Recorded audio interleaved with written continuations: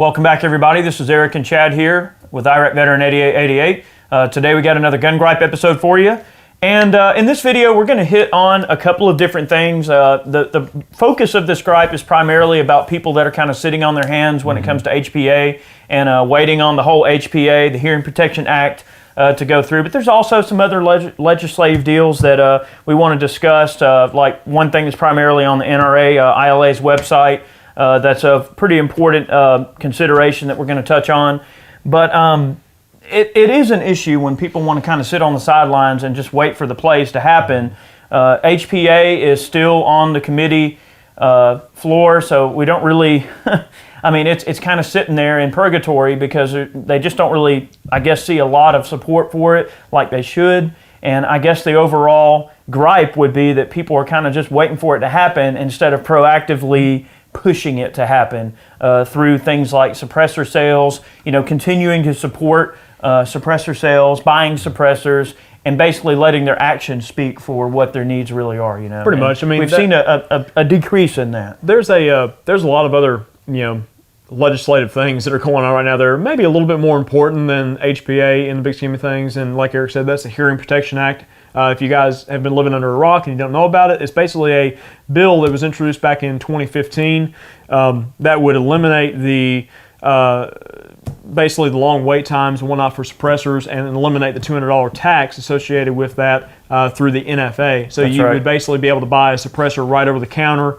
on a 4473 just like you do a regular firearm. But there's a lot of things that have come up about the bill that the wording is pretty poor, and there's a few things that really need to be revised and clarified, and how it pertains to like the NFA and the Gun Control Act of 1968 and a few other odds and ends. So it's still got a lot of work, to be done to get it to the point where it can actually be put through to the House for a vote, and then to the Senate, and hopefully to the President's desk at some point. But the thing is, when it was introduced, people said, oh, well, I'm not going to buy a suppressor right now. I'm just going to wait on the HPA. And that's what everybody's been talking about. Oh, I'm just going to wait on the HPA. I can't tell you how many times I've heard that out and about in gun shops and stuff. Oh, I'm not getting a suppressor right now. I'm just going to wait on the HPA. Well, you do realize that in the time that you are waiting on the HPA, you probably could have had an approved tax stamp come back on the suppressor that you wanted to buy in the first place. So now you're just going to be waiting longer. Correct. And people don't realize, too, if HPA goes into play, and it gets passed and everything, and it goes into law,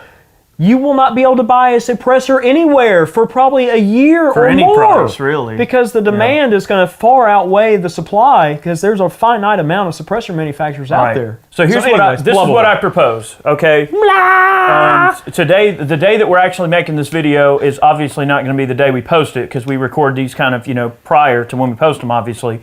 But today is June 6th. It's the anniversary of D-Day. Mm-hmm. And and those men, made some great sacrifices and everything. So, we owe a lot to them. We owe our lives, and we owe everything we stand for to the sacrifices. The world that we know today. I mean, pretty much. And in lieu of that, I'll tell you what. So, if today's the 6th, then let's just say, all right, July 6th. Let's give it a month. A month? You sure? Not 2 months? 1 month. 1 month? Scrap together some money, guys. And let's just do this. This is what I want to proclaim. This is not official or anything like that, but let's do this.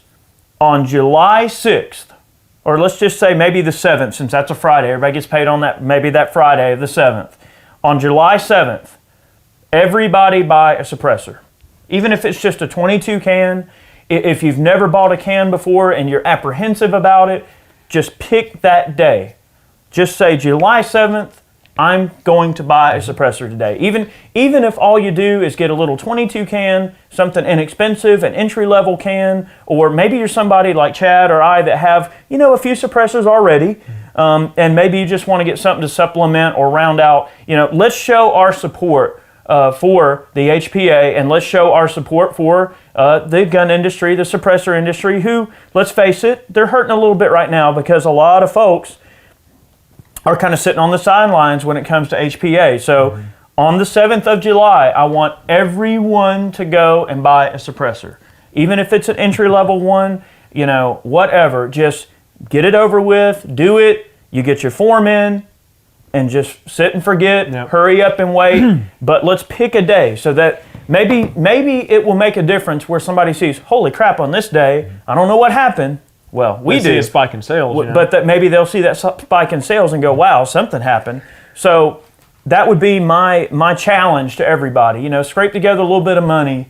I mean, you can buy a 22 can for a few $100 for a decent one. Then you're going to have a $200 tax stamp. Yeah, it's $400, but let's all try to make an effort. Everybody go buy a can on July 7th. Mm-hmm. There's a few myths about like suppressors and stuff in general that, okay, well, that $200 goes right into the ATF's pocketbook. No, actually it doesn't. It goes right into the general treasury. The ATF never sees any of that money. It just gets processed through. So, you know, people think, oh, the ATF's against HPA because they don't want to lose that money. No, it's not really the ATF at all. And they are underfunded. They are underfunded, and they have a ton of people now working for them. They pay overtime. They have people working 7 days a week to process these 41F forms. How many extra reviewers did they get? Like 12 or 14? Well, at one point they had like 12 or 13 people. Then it got up to like 24, 25. Now they have over 30 people working for them. Plus they have some subcontractors as well. And that's just trying to like get them to catch up on all of this documentation. Like right now at the time of this video, they're still processing 41F forms. And that was forms that were put in on or prior to, I believe it was July 13th of last year, 2016. And 41F was the thing. If you don't know about it, we've got a video on it. But basically, it changed the way that forms are processed for trusts, like what myself and Eric have. Correct. And then also the way that individuals process forms as well, and Clio sign-offs and stuff. It made it a little bit more difficult for trusts and a lot more paperwork involved, but it made it easier for individuals. So it was kind of a double-edged sword. But, it is. The way that forms are processed now is really easy, especially through places that have like a silencer shop kiosk. Like we deal with Quiet Riot Firearms a lot in McDonough, and they have a silencer shop kiosk where you go and you put your fingerprints in digitally. You send them a digital photo where they can take it right there on the spot, and everything is processed for you. Guys, it's real easy. You get an email and you sign it on your phone and you're done. You know, Believe it's real me, simple. I'm one of those people that I hate paperwork, and I am not good at paperwork. I'm not good at that kind of stuff, and it is a little bit.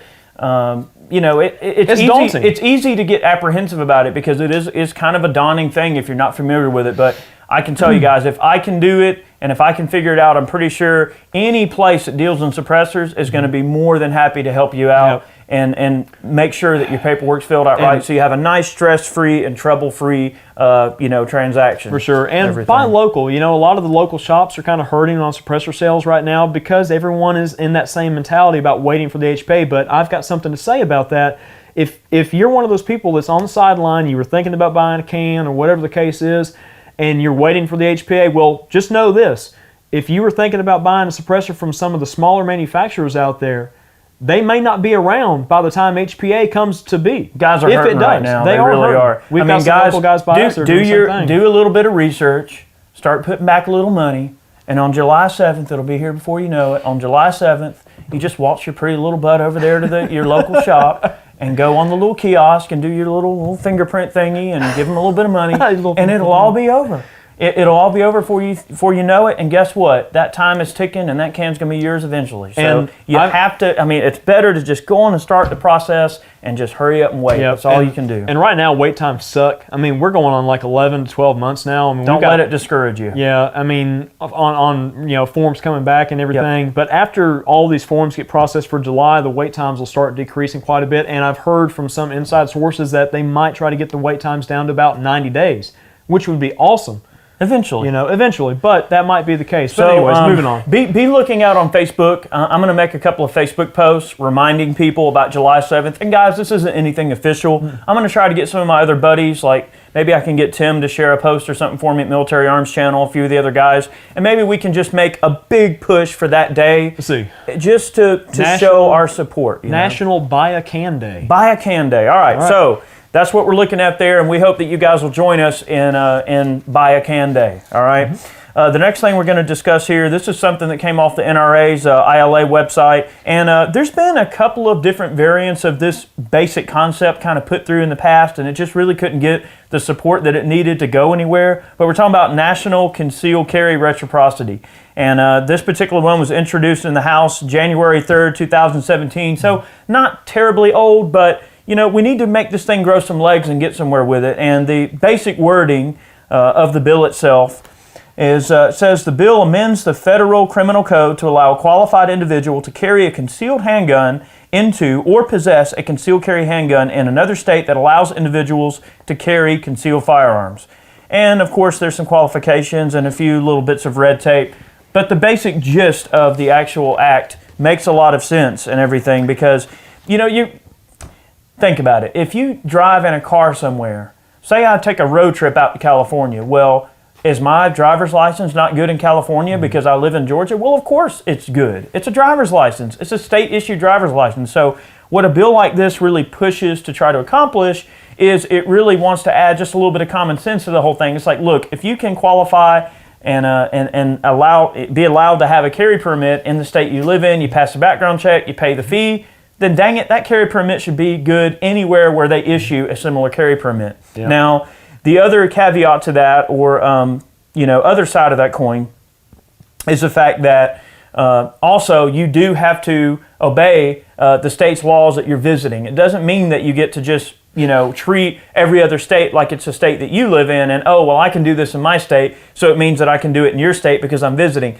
That's not necessarily the case. All it does is clarify the reciprocity as being a national reciprocity of the carry permit. You still have to obey that state's laws when you're in their state.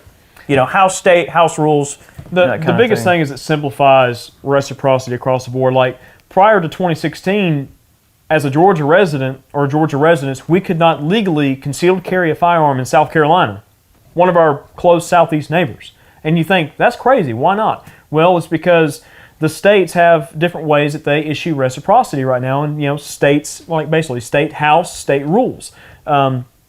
So since Georgia didn't require any sort of training or classes or anything like that in order to obtain a carry permit, but South Carolina did, South Carolina wouldn't allow reciprocity with Georgia because of that fact. Georgia will allow reciprocity with any state that allows reciprocity with them. So It's just like, hey, you give me this, I'll give you this. But what this bill hopes to do is to just make that whole process go away, a little bit clearer and a little bit more well-defined. I mean, it's quite simple. If you have a carry permit, then that carry permit is good anywhere that issues a similar carry permit. Yeah, but like you said, though, you have to abide by that state's laws. So there might be certain places in that state where you can't legally carry a concealed firearm, whereas maybe in your state you could. So you have to be mindful of that. If you go to the ILA website there on the NRA, there's a button down there where you can take action. Mm-hmm. And guys, please do. It's more than just taking that, hitting the button and writing a letter. Call your representatives, program their number in your phone, and call them and politely let them know that you support these measures. Guys, they have to know that their constituents support these things.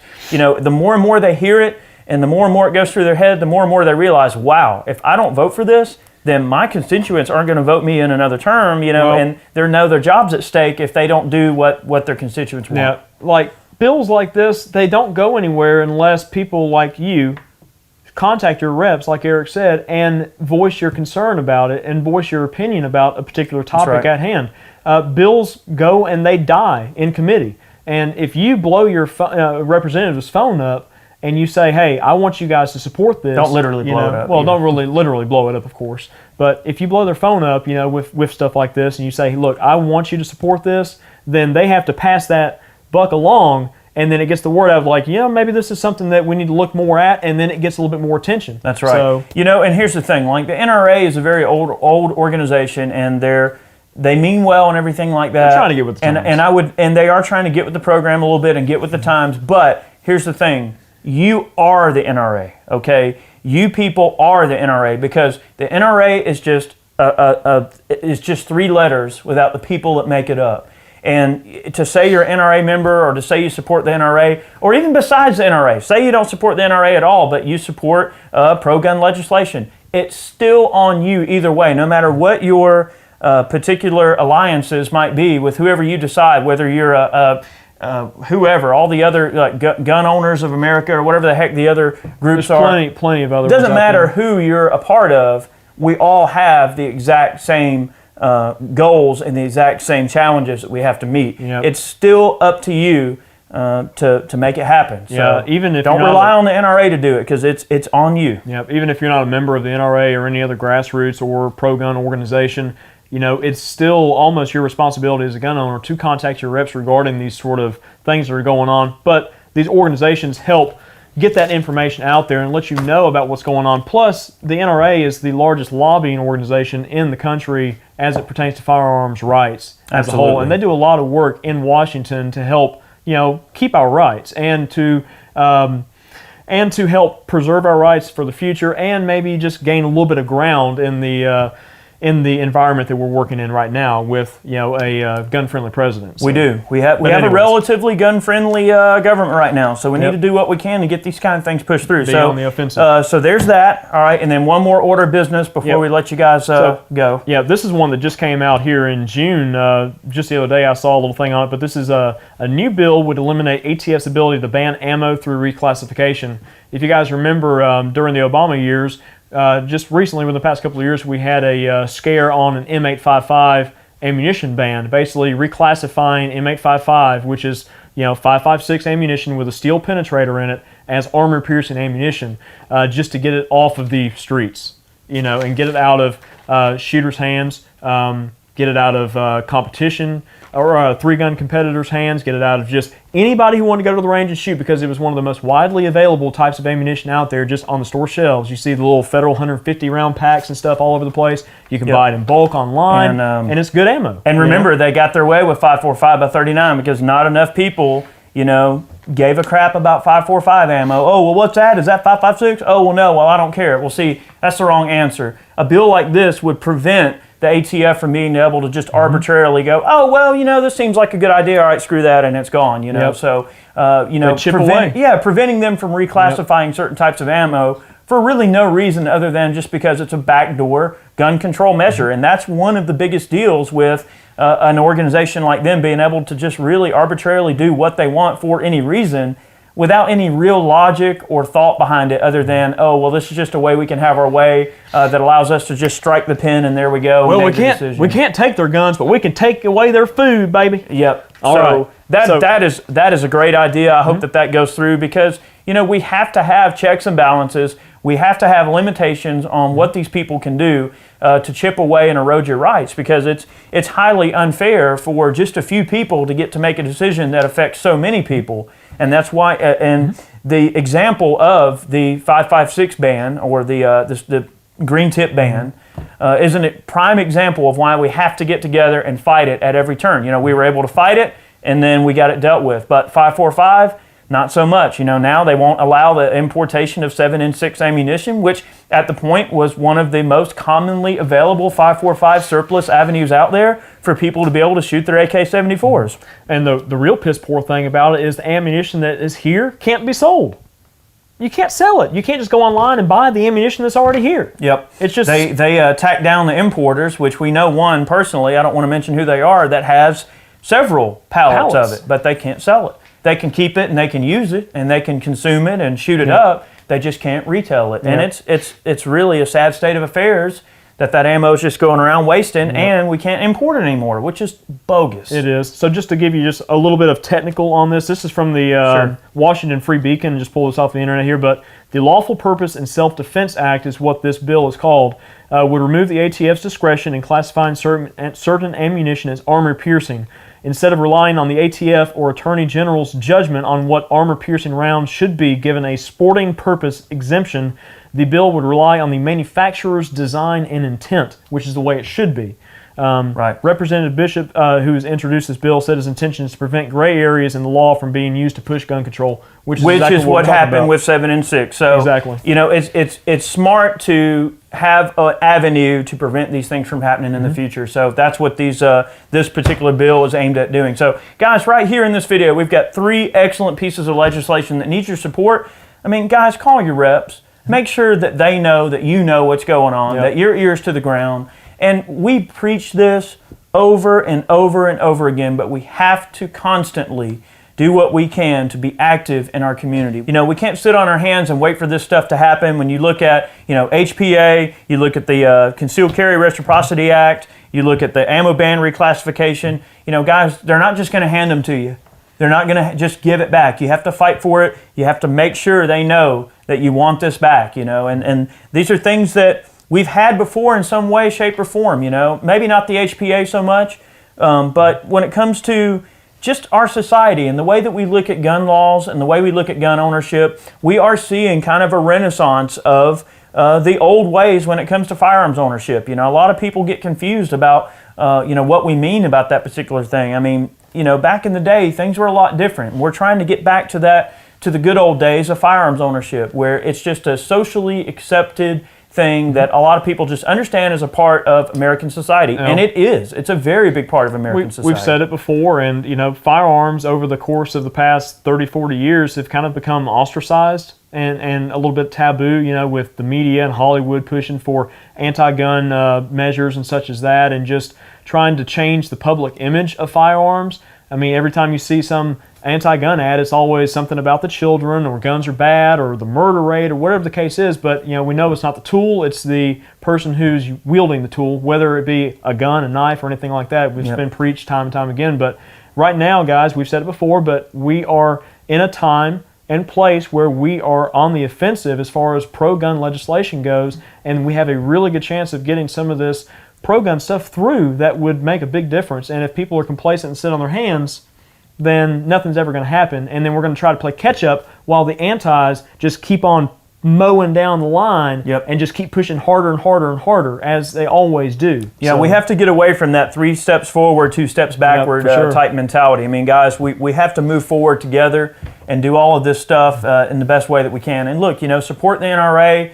Go over to the ILA section of their website, you know, read these bills in their entirety, call your reps, you know, the take action button, go down there and hit the take action button and take the time to contact all of your reps. And don't just send the email, send them a fax, call them, email them, do everything you possibly can to let them know, to voice your support for these measures. These are pro-gun measures. It's not, you know, right now we're not fighting against anti-gun bills. We are supporting pro-gun bills. So that's something we should totally try to do at every step and turn that we possibly can. So, you know, hopefully this video was thought-provoking. Maybe y'all didn't know some of this stuff was going on. But we like to make these videos from time to time just to make sure you guys know kind of what's going on. And we have to kind of keep our ears to the ground. And that is the nature of this video, is trying to make sure our ears are indeed to the ground. So thank you for watching today's video. We hope you enjoyed it. We have a lot more videos on the way, more gun gripes, more firearms facts, gun reviews, reloading, gunsmithing, and we've got a new series coming up that we hope you're going to like. It's going to take us a minute to get a few of them together, so it might take us a little time to get a few episodes together. Yeah, a minute or two. But we hope that you enjoyed today's video. Stay tuned, much more on the way. We'll catch you next time. Guys, the information is going to be in the description box below, so if you didn't catch it down there already, it's there. So all these links are there, so see you. Take care. Have a good one. Yep.